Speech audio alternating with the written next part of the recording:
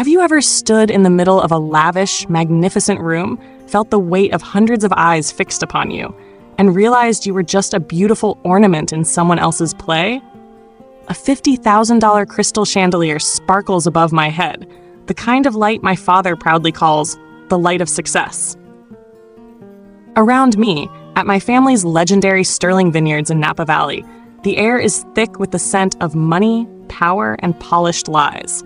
Investors, wine critics, the most prestigious faces in the industry are raising their glasses, laughing, and talking animatedly. They are here tonight to witness a historic moment, the Legacy Announcement Dinner, where the new CEO of the Sterling Empire will be named. And I, Alara Sterling, a botanist, the only daughter of the founder Arthur Sterling, the one who can distinguish every earthy note in each drop of wine. I also have a role on this historic evening. A role my mother, the matriarch Genevieve Sterling, graciously reserved just for me right before the party began. With an elegant, unwavering smile, she leaned into my ear, her voice a silken whisper as sharp as a razor. "Alara, darling, since you're independent of the business anyway, perhaps you could lend the catering staff a hand. It would be wonderful for our distinguished guests to see a Sterling being so humble." In that moment, I didn't hear the clinking of crystal anymore. I only heard the sound of my own heart shattering. In today's video, I'm not just going to tell you the story of a terrible family dinner. No. I'm going to take you behind the scenes of a coup, a vicious chess game planned for years by my own brother Caleb, the family's golden heir. I will expose the concealed emails, the deleted audio recordings, and the truth behind an old leather-bound journal that could sink an entire empire. But before we turn over every card in this game, let's pause for a second. Be honest with me in the comments below. Have you ever had to wear your finest armor just to hide the scars inflicted by your own family? If the answer is yes, hit that like button so I know I'm not alone, and subscribe, because the lesson at the end of this story isn't just about revenge. It's about rebirth. It might be the key you're looking for to free yourself from the toxic scripts others have written for your life. Now, let's go back to where it all began. To understand the chill of that evening, you have to understand the land that raised us. Sterling Vineyards isn't just a business, it's a dynasty. To my father, Arthur, it was his life's legacy. To my mother, Genevieve, it was a perfect machine for generating status, power, and what she called liquid gold. Every bottle of wine sold was another brick fortifying the Sterling family's walls. They looked at the vines and saw numbers, profit charts, prestigious awards. I, on the other hand, looked at them and saw life. I saw a fragile ecosystem, a complex dance between soil, water, sun, and invisible microorganisms. I could walk between the rows of vines and feel when they were thirsty, when the soil was becoming barren. It was a language that only I and my grandfather, the original founder, truly understood. This very difference defined our roles from a young age. Caleb, my older brother, was born to be king. He was the crown prince, the one who would inherit the throne. He studied business, marketing, how to turn a drop of grape juice into $1.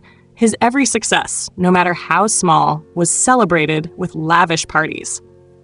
As for me, I was the outcast dreamer, the girl who preferred to get her hands dirty with soil rather than attend cocktail parties.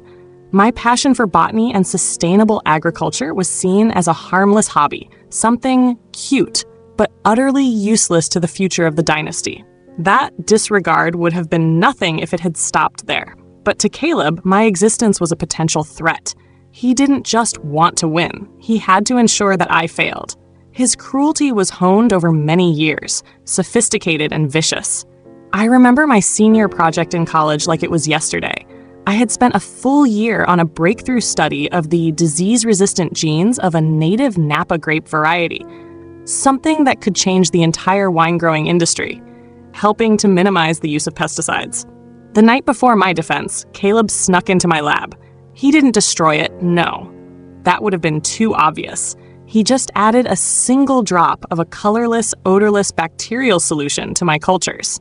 The next day, in front of the board of professors, my entire research presented skewed, contradictory results.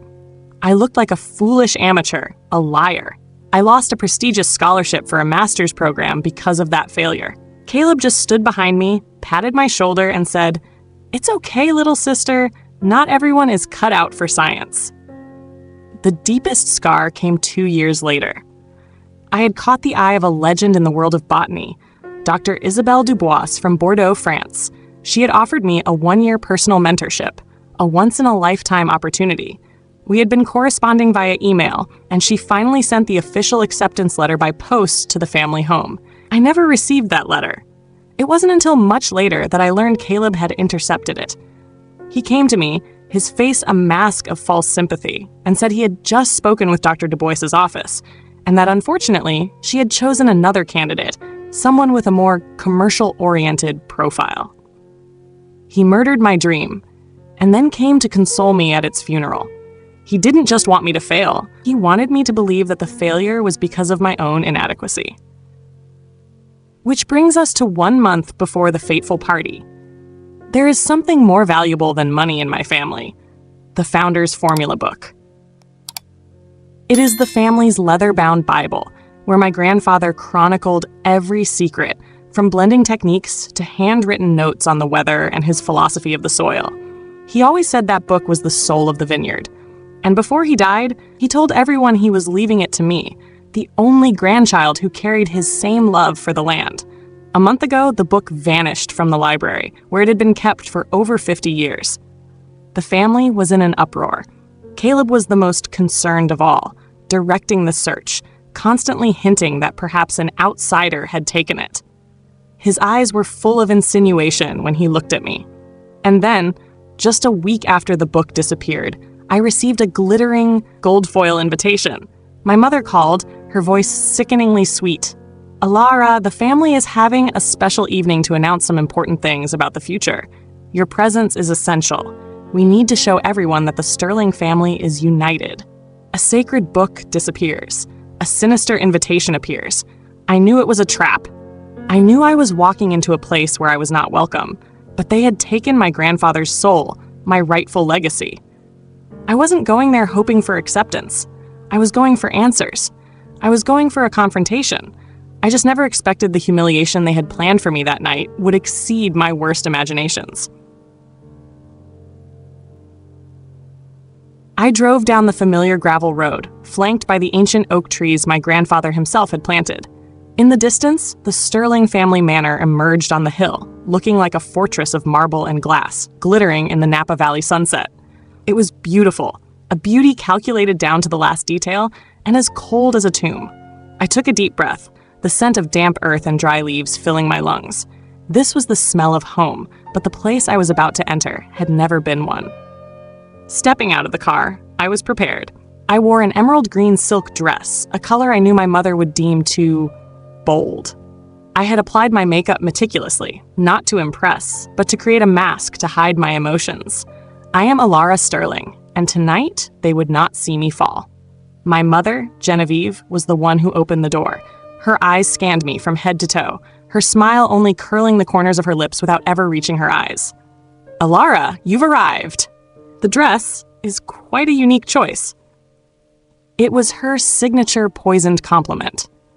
She didn't hug me, only took the special bottle of wine I'd brought from a small organic producer I admired, and then glided past me to greet an older couple, likely potential investors. I became invisible in the blink of an eye. In the living room, my father, Arthur, stood near the fireplace. He gave me an awkward nod when he saw me, seeming like he wanted to approach, but was then signaled by my mother and pulled into another conversation. He was always like that, a ghost in his own house, governed by his wife's will and his son's ambition. And then Caleb appeared. He walked over, a glass of deep red wine in hand, looking dapper in his bespoke suit.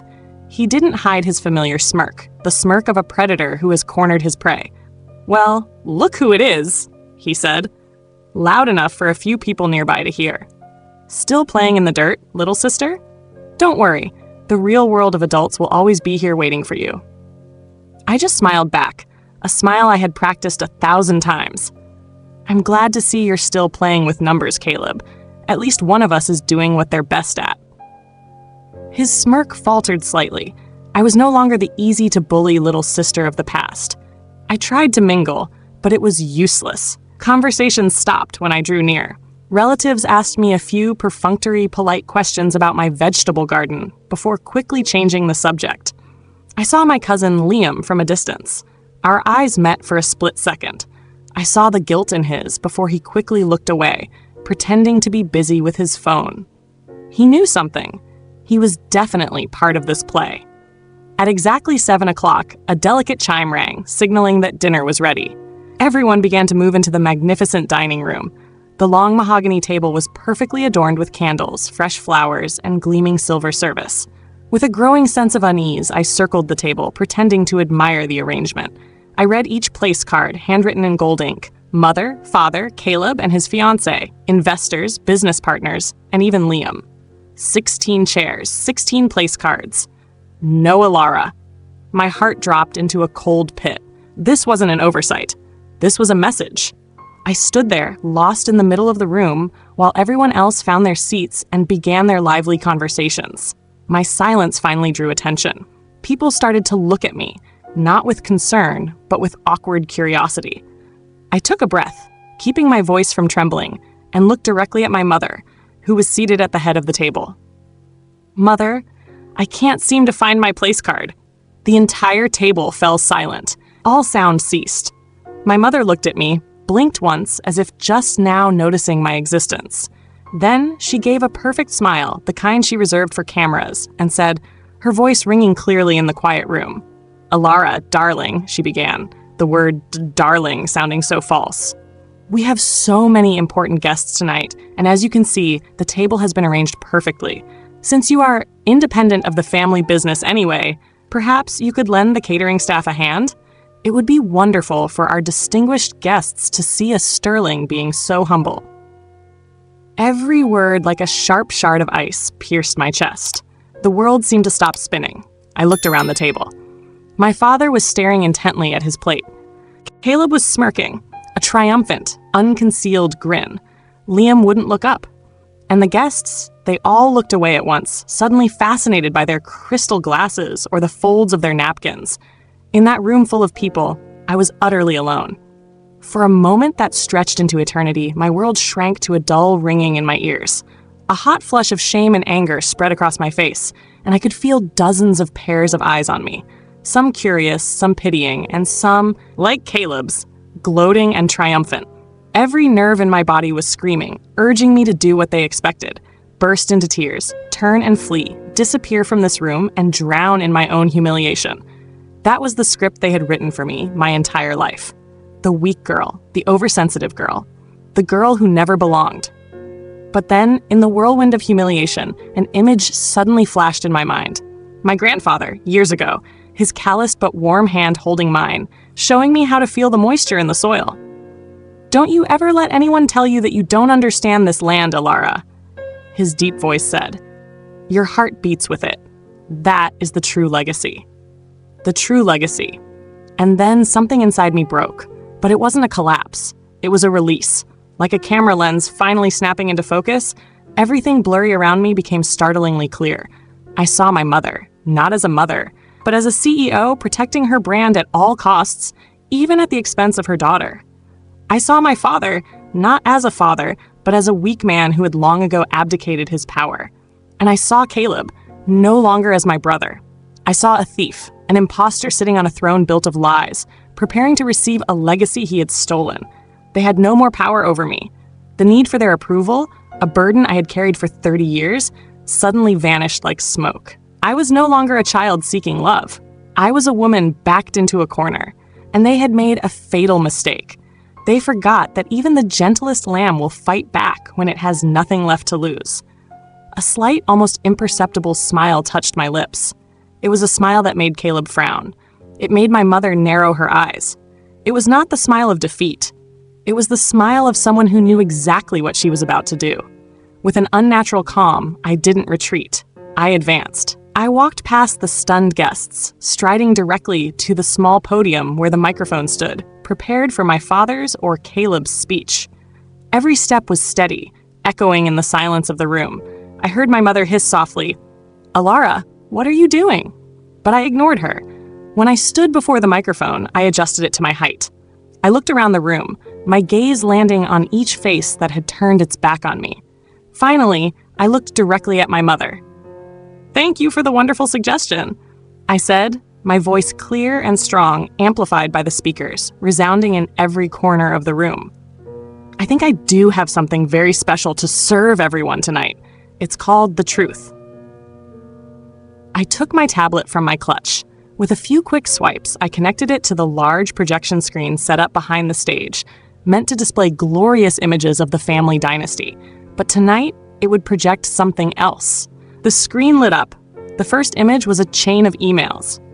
"Here," I said, my voice like ice, "are the emails my brother Caleb sent to our largest distributor in New York, fabricating the claim that my organic farming project was contaminating the groundwater, affecting the quality of sterling grapes." I saw the faces of several investors change color. The screen changed. An audio file appeared with its oscillating waveform. And this is a short audio recording. Perhaps my cousin Liam will find it very familiar. I pressed play. Caleb's smug voice filled the room. "Just let her scramble looking for that book. When the time is right, I'll accidentally find it in Alara's old study. Everyone will think she stole it and hid it. That girl is too emotional. She won't be able to handle it." I looked over at Liam. He was as white as a sheet, his face buried in his hands. "And finally," I said, moving to the last, most important slide. To secure his position as CEO, Caleb didn't just tear me down. He was willing to gamble with the entire future of this vineyard. On the screen were two soil analyses, side by side. One was the real result from an independent lab, showing the presence of an extremely dangerous root fungus silently spreading through our prime Cabernet Sauvignon section. The other was the version Caleb had presented to my father and the board, with the numbers skillfully doctored to hide the truth. "He has known about this blight for 6 months," I said, my voice no longer cold and calm, but simmering with rage. "He covered it up, letting the very soul of this vineyard rot from the ground up, just because he was afraid that bad news would affect his CEO appointment." I turned off the screen. The room was plunged into a stunned silence. I turned, looking straight into Caleb's bloodshot eyes. "You are not worthy of this legacy," I said, my voice no longer amplified by the microphone, but every word was clear and sharp as steel. "You are not worthy of the sterling name." My words hung in the heavy air of the dining room. For a second, the silence was more terrifying than an explosion. Caleb's face twitched, caught between rage and panicked fear. My mother, Genevieve, looked as if she'd been slapped. She looked at me, then at the blank screen, then back at me, unable to believe that the perfect picture she had spent her life painting had just been torn to shreds by her own daughter. But the one who broke the silence was not a member of the Sterling clan. Mr. Chen, the key investor from Shanghai, the man my father had spent a month courting, slowly placed his silk napkin on the table. He stood up. Every eye in the room immediately flew to him. He didn't look at me. He looked directly at Caleb with a cold gaze, filled with the contempt of a seasoned businessman, realizing he'd nearly been fooled by an amateur. Then, he turned to my father, his eyes no longer holding respect, only a trace of pity. Finally, he gave me a quick glance, a slight, almost imperceptible nod. It wasn't a nod of agreement, but of acknowledgement. Then, without a word, he and his assistant turned and walked straight out of the room. The sound of the main door closing echoed like a death knell for the Sterling family's reputation. Instantly, the dam broke. My mother was the first to erupt. "What have you done?" She screamed, pointing at me, her elegant face now twisted with fury. "You have destroyed this family. You've destroyed everything." "I didn't destroy it," I replied, my voice still frighteningly calm. "I just turned on the lights so everyone could see it was already rotten." Caleb lunged toward me but was held back by my father. "It's all lies. She's making it up," he yelled, his smugness completely gone, replaced by the panic of a cornered animal. But no one believed him anymore. Seth, the evidence was too clear. I looked at my father, and for the first time in years, I saw him without his passivity. I saw the horror and ultimate pain in his eyes as he realized the true nature of the golden son he had so adored. The play was over. The curtain had fallen. I didn't stay to watch the rest of the chaos. My mission was complete. I placed my tablet on the table next to the ruins of the party. "The rest, I'll leave for you all to sort out," I said, then turned and walked away. I wasn't running. I was leaving. I walked through the living room where the Christmas tree still sparkled obliviously and out into the cool, fresh Napa night air.